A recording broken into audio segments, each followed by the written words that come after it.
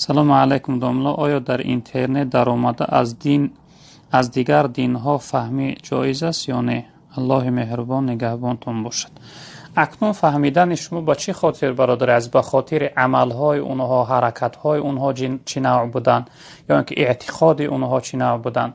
البته این معنی نیست انسان میتونه که از دین های او خبردار شود به خاطر که روز اگر جای همراه اونها بحث شید، یعنی توانه از دینش خبردار باشه و توانه که براشون جواب گردونه. اما برای عمل کردن انسان نمیتونه از دینهای ویها استفاده ببره.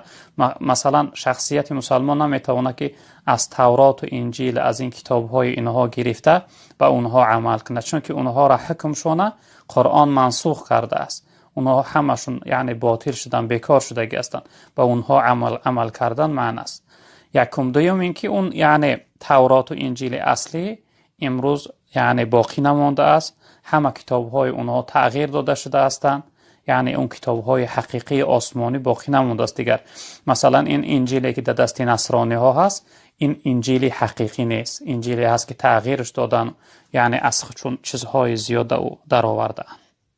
با این خاطر شما میتوانید به خاطر فهمیدن که یعنی آیا عملهای اونها عقیدهشون چی است، یعنی کتابهاشون مطالعه کرده خانه میتوانه، اما با او عمل کردن برای شما نادرست است برادری عزیز.